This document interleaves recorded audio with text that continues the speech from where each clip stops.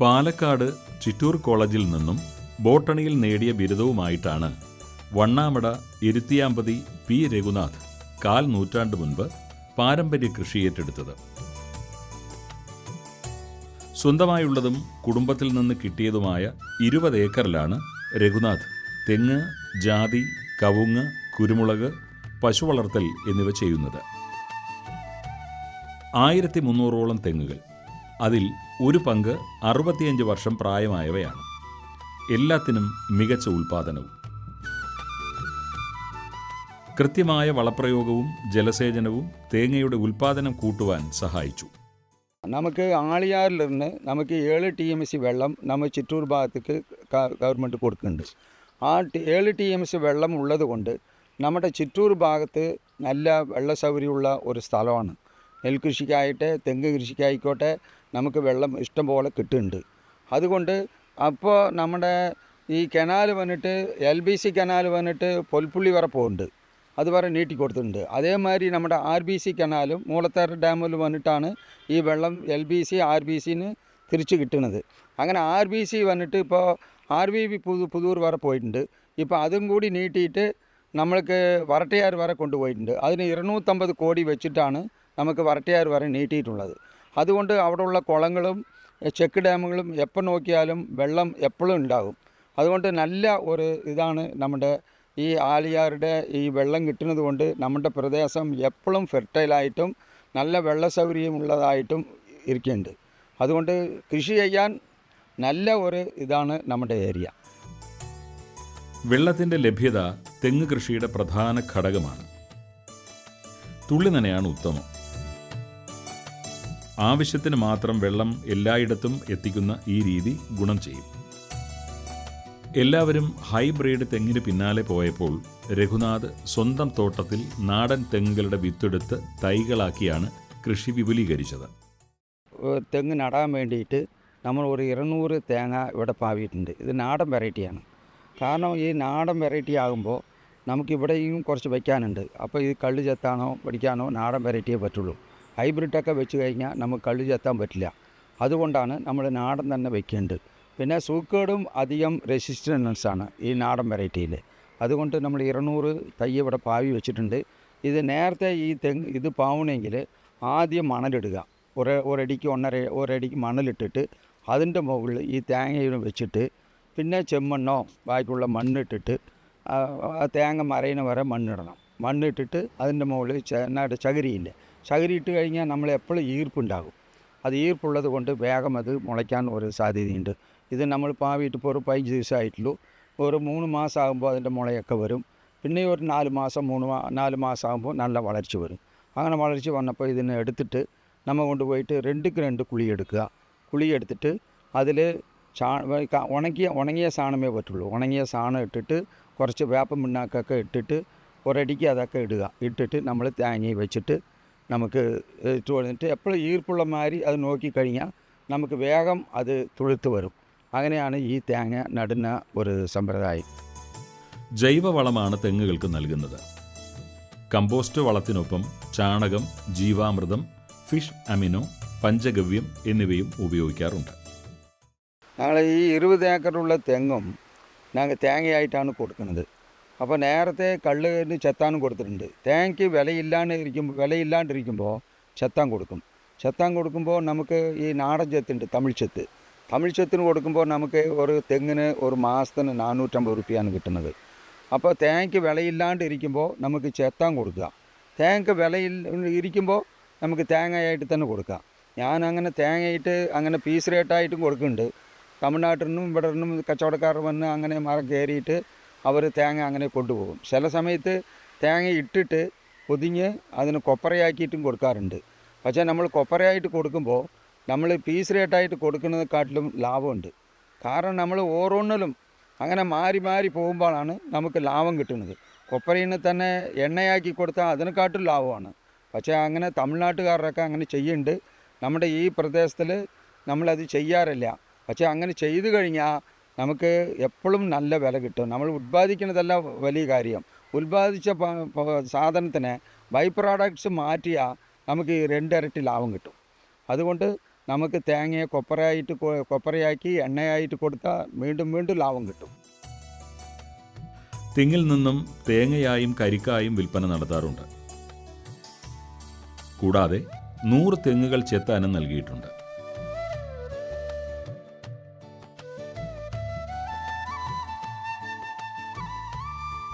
ഒരു തെങ്ങിൽ നിന്ന് മറ്റൊരു തെങ്ങിലേക്ക് കയറി ഇറങ്ങി പോകാനുള്ള ബുദ്ധിമുട്ട് ഒഴിവാക്കാനും സമയം ലാഭിക്കാനുമായി തെങ്ങുകളെ പരസ്പരം വടം കൊണ്ട് കെട്ടി അതിലൂടെയാണ് ഒന്നിൽ നിന്നും മറ്റൊന്നിലേക്കുള്ള ചെത്തുകാരൻ്റെ യാത്ര.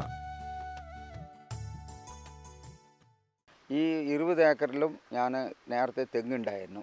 പക്ഷേ തെങ്ങിന് സൂക്കേട് വന്നപ്പോൾ നമുക്ക് ഇൻ്റർക്രാപ്പായിട്ട് എന്തെങ്കിലും ചെയ്യണമെന്ന് പറഞ്ഞിട്ട് ആദ്യം ജാതി ഇട്ടു. ഈ ജാതിയും 20 ഏക്കറിൽ ഫുള്ളായിട്ടുണ്ട്. ജാതി കായ്പിന് വന്നപ്പോൾ വീണ്ടും ഞാൻ കവുങ്ങ് വയ്ക്കാൻ തുടങ്ങി. കവുങ്ങ് കാപ്പിക്ക് വന്നപ്പോൾ പിന്നെ ഇപ്പോൾ കുരുമുളക് കഴിഞ്ഞ കൊല്ലം തൊട്ട് വയ്ക്കാൻ തുടങ്ങിയിട്ടുണ്ട്. പിന്നെ നമുക്ക് ഇപ്പോൾ കാണുന്ന ഈ സ്ഥലത്ത് വന്നിട്ട് മുകളിൽ എൻ്റെ തോട്ടത്തിൻ്റെ മുകളിൽ ഒരു 100 പശുക്കളുണ്ട്. അവർ കച്ചവടക്കാരാണ്. അവർക്ക് ഈ മാടുകളുടെ വെള്ളം പിന്നെ മൂത്രം ഇതൊക്കെ കൊണ്ടുവിടുന്നത് പൈപ്പ് ലൈൻ ഇട്ട് കൊണ്ടുവന്നിട്ട് എൻ്റെ കിണറ്റിലാണ് ഇറക്കുന്നത്. അത് കിണർ വന്നിട്ട് ഒരു 40 അടി താഴ്ചയുണ്ട്. നീളം ഒരു 50 അടിയും ബ്രത്ത് വന്നിട്ട് ഒരു 30-40 അടി ഉണ്ടാവും. അപ്പോൾ അതുകൊണ്ട് ഈ വെള്ളം വന്നിട്ട് നല്ല ഒരു വളമുള്ള മണ്ണാണ്, വെള്ളമാണ്. അത് വന്നിട്ട് നമുക്ക് ഈ കൃഷിക്ക് നനയ്ക്കുമ്പോൾ നമുക്ക് വേറെ യാതൊരു വളവും ആവശ്യമില്ല. പിന്നെ ഞാൻ നേരത്തെ തന്നെ 27 കൊല്ലമായിട്ട് രാസവളം ഉപയോഗിക്കാറേ ഇല്ല.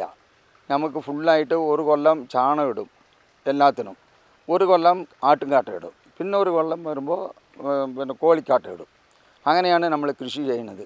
പണ്ട് കാലത്തെ എങ്ങനെ നമ്മൾ കാർണൂർമാർ ചെയ്തോ അതേമാതിരി ചെയ്യുന്നത് കൊണ്ട് എനിക്ക് ഈ മറ്റേ കാറ്റ് വീഴ്ചയുണ്ടല്ലോ അത് കൂടുതലായിട്ട് നമ്മൾ തെങ്ങിനെ ബാധിച്ചിട്ടില്ല. നമ്മുടെ മണ്ണ് നല്ല വളമുള്ള മണ്ണായതുകൊണ്ട് നമുക്ക് ഏത് കൃഷി ചെയ്താലും നന്നായിട്ട് വരുന്നുണ്ട്.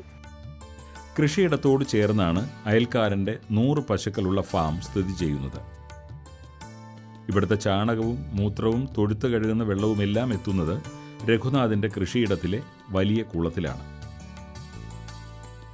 ഫാം ഉടമയ്ക്ക് മാലിന്യമെന്ന തലവേദന ഒഴിവാക്കുകയും രഘുനാഥിന് ആവശ്യത്തിന് ജൈവവളം ലഭ്യമാകുകയും ചെയ്യുന്നു. 15 കൊല്ലം മുൻപ് വിലയിടിവും രോഗകീടബാധയും നേരിട്ടപ്പോഴാണ് ഇടവിള കൃഷിയിലേക്ക് രഘുനാഥിൻ്റെ ശ്രദ്ധ തിരിഞ്ഞത്. ഒരു ഏക്കറിൽ വന്നിട്ട് ഒരു 50 ചെടി വെച്ചിട്ടുണ്ട്. ജാതി വയ്ക്കുമ്പോൾ ഞാൻ നാടൻ ജാതിയാണ് വെച്ചത്. ഈ നാടൻ ജാതി വെച്ചിട്ട് പിന്നെ ഈ ബഡ് ചെയ്യുന്നവർ കൊണ്ട് ഞാൻ ഇതിൽ റൗണ്ട് ലീഫ് എന്ന് പറയുന്ന ഒരു വെറൈറ്റിയാണ് ഞാൻ വെച്ചിരിക്കുന്നത്.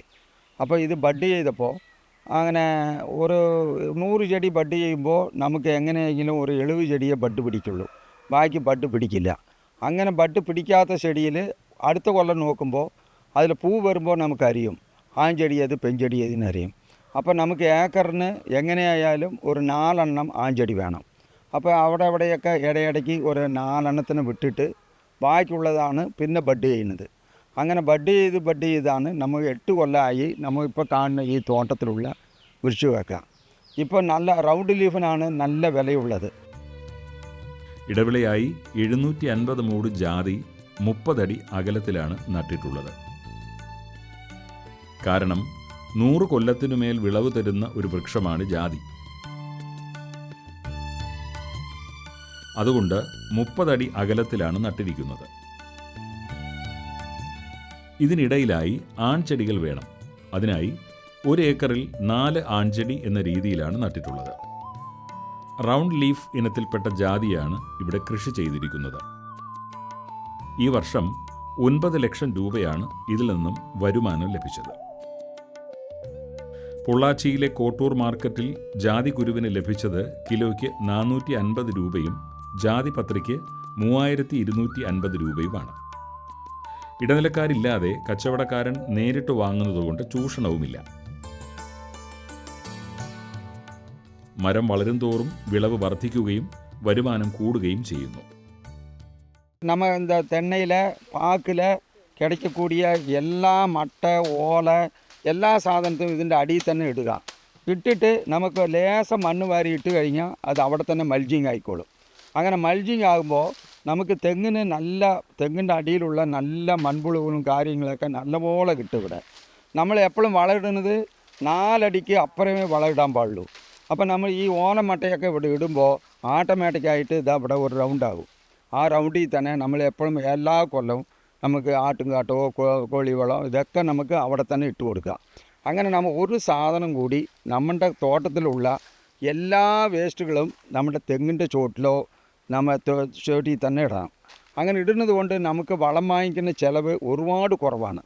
അങ്ങനെയാണ് നമ്മൾ ഈ വളം കാണുന്നതൊക്കെ. ഞാൻ 27 കൊല്ലമായിട്ട് ഇവിടെ കിട്ടുന്ന മട്ടയ ഓല ഒന്നും പുറത്ത് പോകുന്നേ ഇല്ല.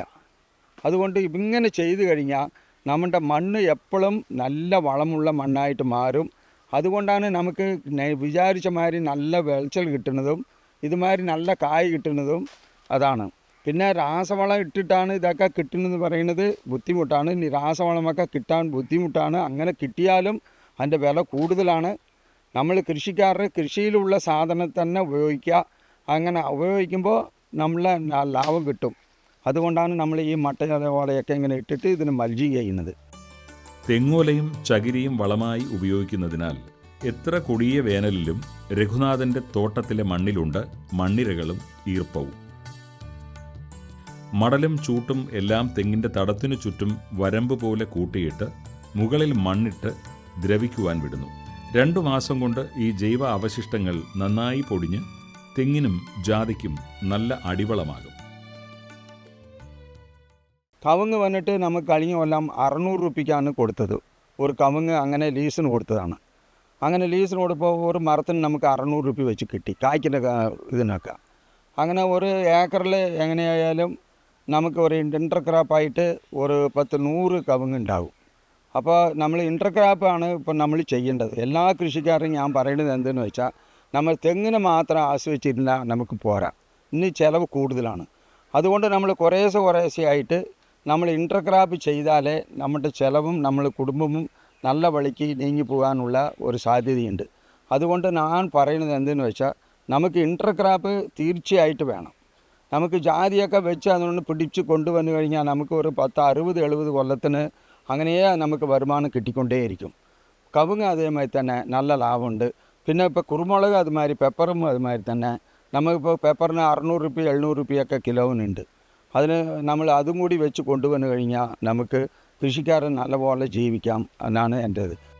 തെങ്ങിനും ജാതിക്കും കൂട്ടായിട്ട് 3000 കവുങ്ങും നട്ടിട്ടുണ്ട്. കവുങ്ങ് താങ്ങുമരമാക്കി കുരുമുളക് കൃഷിയും ചെയ്യുന്നു. സംയോജിത കൃഷിയിലെ അവിഭാജ്യ ഘടകമാണ് കാലി വളർത്തൽ. ഇത് നാടൻ പശുവാണ്. എൻ്റെ അടുത്ത് 2 നാടൻ പശുണ്ട്. 2ഉം കാങ്കയാണ്. ഈ നാടൻ പശുവിൻ്റെ എന്താ പ്രത്യേകത എന്ന് പറഞ്ഞാൽ ഇതിൻ്റെ മൂത്രം ചാണം ഒക്കെ വലിയ ഒരു ഗുണമുള്ള ഒരു സാധനം. ഇതിൽ നമ്മൾ പഞ്ചകാവ്യം ഉണ്ടാക്കിയിട്ട് നമുക്ക് കവുങ്ങിന് തെങ്ങിന് നമ്മുടെ കൃഷിക്കൊക്കെ ഒഴിച്ചു കൊടുത്തു കഴിഞ്ഞാൽ പെട്ടെന്ന് കിളിർത്തു വരും. അതാണ് ഇതിൻ്റെ പ്രത്യേകത.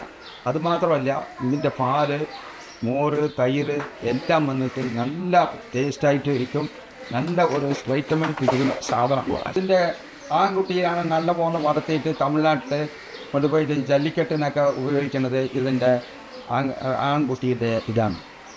ഇത് നല്ല ചുരുചുരുക്കും നല്ല സ്ട്രെങ്ത്തുള്ള ഒരു ഇനമാണ്. 2 നാടൻ പശുക്കൾ ഉൾപ്പെടെ 8 പശുക്കളാണ് രഘുനാഥിനുള്ളത്. നാടൻ പശുക്കളുടെ ചാണകത്തിൽ സൂക്ഷ്മജീവി സാന്നിധ്യം കൂടുതലാണ്. രാവിലെയും വൈകുന്നേരവുമായി 35 ലിറ്റർ പാലാണ് കറവ. വണ്ണാമട ക്ഷീരസംഘത്തിലാണ് പാൽ നൽകുക. 1 ഏക്കർ സ്ഥലത്ത് CO5 ഇനം തീറ്റപ്പുൽ കൃഷിയും ചെയ്യുന്നു. സ്വന്തം ആവശ്യം കഴിഞ്ഞുള്ള തീറ്റപ്പുല്ല് ക്ഷീര കർഷകർക്ക് സൗജന്യ നിരക്കിൽ കൊടുക്കുകയാണ് പതിവ്. തീറ്റപ്പുല്ലിന് പുറമെ വൈക്കോലും പശുക്കൾക്ക് നൽകാറുണ്ട്. കേരളത്തിൻ്റെ നെല്ലറയായ പാലക്കാടിന് കരിമ്പനകളുടെ നാട് എന്നും ഒരു വിളിപ്പേരുണ്ട്. ഈ മരത്തിൻ്റെ ഓരോ ഭാഗവും ഉപകാരപ്രദമാണ്. പുരാതന ഗ്രന്ഥങ്ങളും വൈദ്യശാസ്ത്ര രേഖകളും രേഖപ്പെടുത്തി വച്ചിരുന്ന താളിയോലകൾ പലയോലകളായിരുന്നു. വംശനാശ ഭീഷണി നേരിടുന്ന കരിമ്പനകളുടെ ഒരു സംരക്ഷകൻ കൂടിയാണ് ഈ കർഷകൻ. തമിഴ്നാട്ടിൽ നമ്മൾ കഴിഞ്ഞ DMK ഇത് ഉള്ളപ്പോൾ പണം മുറിക്കാൻ പാടില്ല എന്ന് പറഞ്ഞിട്ട് ഒരു റൂൾസ് കൊണ്ടുവന്നു. അതുമാതിരിയാണ് ഈ പണ വന്നിട്ട് നല്ല ഒരു സാധനമാണ്. നമ്മൾ വേനൽക്കാലത്തിൽ ഈ നൊങ്ക് കഴിക്കുമ്പോൾ നമുക്ക് ബോഡി നല്ല കൂളിംഗ് കിട്ടും. അതേമാതിരി കൂമ്പ് കഴിക്കുമ്പോൾ അത് നല്ല വൈറ്റമിൻ ഉള്ള സാധനമാണ്. ഇങ്ങനെയുള്ള ഒരു നല്ല ഒരു വൃക്ഷമാണ് ഈ പനയെന്ന് പറയുന്നത്. എൻ്റെ തോട്ടത്തിലൊരു 30-35 പനയുണ്ട്. അതായത് ഇത് ചെറുതായിട്ടിരിക്കുമ്പോൾ നമുക്ക് നൊങ്ക് എന്ന് പറയുന്ന ഒരു സാധനം കിട്ടും. ഈ നൊങ്ക് നല്ല വേനൽക്കാലത്തിൽ നമ്മൾ കഴിച്ചു കഴിഞ്ഞാൽ നല്ല ബോഡിക്ക് നല്ല കൂളിംഗ് കിട്ടും. അതൊരു വലിയ കാര്യമാണ്. അത് കഴിഞ്ഞിട്ട് ഇത് കുറച്ച് മൂക്കുമ്പോൾ ഇത് പഴമായിട്ട് മാറും. ഈ പണം വളർത്തി കഴിക്കാം. ഇതിൽ നല്ല ഒരു എനർജി ഉള്ള സാധനമാണ്. അത് കഴിഞ്ഞിട്ട് ഇതിനെ മണ്ണിൻ്റെ അടിയിൽ ഇട്ടിട്ട് മുളപ്പിച്ച് കഴിഞ്ഞാൽ പണം കൂമ്പായിട്ട് കിട്ടും. അത് നല്ല വൈറ്റമിൻസ് ഉള്ള ഒരു സാധനമാണ്. ഇതൊക്കെ പണ്ട് കാലത്ത് ഒരു നേരത്ത് തന്നെ ഒരു കൂമ്പ് വെച്ച് കഴിക്കുന്ന കാലമൊക്കെ ഉണ്ടായിരുന്നു. ഇന്ന് പണം ഇല്ലാത്തത് കൊണ്ട് അതങ്ങനെ മാറിപ്പോയി. ഇത് കിട്ടാൻ വലിയ ബുദ്ധിമുട്ടാണ്. കുറേ ആൾക്കാരുടെ കാട്ടിൽ മാത്രമേ ഇതുള്ളൂ. പാലക്കാടിൻ്റെ പ്രതീകമായ കരിമ്പനകളെ വീണ്ടെടുക്കാൻ സർക്കാരും സന്നദ്ധ സംഘടനകളുമെല്ലാം വിവിധ പദ്ധതികൾ നടപ്പിലാക്കി വരുന്നുണ്ട്. പുതിയവ നട്ടുപിടിപ്പിക്കുന്നതിനൊപ്പം നിലവിലുള്ളവ സംരക്ഷിക്കുക എന്നതാണ് ഏറ്റവും പ്രധാനം. പ്രതിസന്ധികളെ ശാസ്ത്രീയമായ രീതിയിൽ അതിജീവിച്ച് മണ്ണിൽ പൊന്ന് വിളയിക്കുകയും കാർഷിക മേഖലയ്ക്ക് മാതൃകയാവുകയും ചെയ്ത പാലക്കാട് വണ്ണാമട എരുത്തേമ്പതി പളനിമുത്തു ഗൗണ്ടറുടെ മകൻ P. രഘുനാഥന് സംസ്ഥാന സർക്കാർ ഏറ്റവും മികച്ച തെങ്ങ് കർഷകന് നൽകുന്ന കേരകേസരി അവാർഡ് നൽകി ആദരിച്ചു. ഞാൻ ഈ അവാർഡ് വാങ്ങിക്കാൻ തന്നെ ഇവരാണ് എനിക്ക്. അപ്പം നമ്മൾ ഇന്ന് കാലത്ത് പറയുന്നത് നമുക്ക് ആൾ കിട്ടൂല എന്നാണ് ഇപ്പോൾ കൃഷിക്കാരൻ്റെ ഒരു ഇത്. ആൾ കിട്ടും. നമ്മൾ കുടുംബത്തിൽ ഒരാളായിട്ട് നമ്മൾ കാണണം. അങ്ങനെ കണ്ടാലേ നമുക്ക് അവരായിട്ട് സ്നേഹമുണ്ടാകണം. അവർക്കൊരു സുഖക്കേട് വന്നു കഴിഞ്ഞാൽ നമ്മൾ തന്നെ അവരെ നല്ലപോലെ നോക്കിക്കഴിഞ്ഞാൽ അവർ എപ്പോഴും നമ്മളെ വിട്ടു പോവില്ല. അങ്ങനെയൊക്കെയാണ് നമ്മൾ ചെയ്താൽ നമ്മുടെ കൃഷിയും നന്നാകും, നമ്മുടെ കൃഷിക്കാരനും നന്നാകാൻ പറ്റുള്ളൂ. ഇത് ഞാൻ എല്ലാ കൃഷിക്കാരനെ കൊണ്ട് പറയുന്നുണ്ട്. നിങ്ങൾ ആൾ കിട്ടില്ല എന്ന് പറഞ്ഞിട്ട് അങ്ങനെ പാടില്ല. നമ്മൾ കിട്ടുന്ന ആളിനെ നമ്മൾ കയ്യിലെടുക്കണം. ഇപ്പോൾ എൻ്റെ കൃഷിയിലുള്ളവർ ഇവരൊക്കെ വന്നിട്ട് ഇവരൊക്കെ വന്നിട്ട് എൻ്റെ തോട്ടത്തിൽ വന്നിട്ട് 60 കൊല്ലമായിട്ട് 60-70 കൊല്ലമായിട്ട് ഇവിടെയാണ് പണിയെടുക്കുന്നത്. കാരണം എന്താ അറിയോ, നമ്മൾ സ്നേഹം കാണിക്കണം അപ്പുറത്ത്, എന്നാലേ അവർ പണിയെടുക്കുള്ളൂ. നമ്മൾ ഇത്രയും 20 ഏക്കറും ഇൻ്റർക്രാപ്പ് ചെയ്യാൻ നമ്മളല്ല ചെയ്യുന്നത്, ഇവരാണ് ചെയ്യുന്നത്. ഇവരുടെ ഹെൽപ്പ് ഇരുന്നാലേ നമ്മൾ ഇത് ഉയർന്നു വരാൻ പറ്റുള്ളൂ. അതുകൊണ്ടാണ് ഞമ്മൻ്റെ ജയം ഇവരിനെ കൊണ്ടാണ് നമുക്ക് കിട്ടുന്നത്.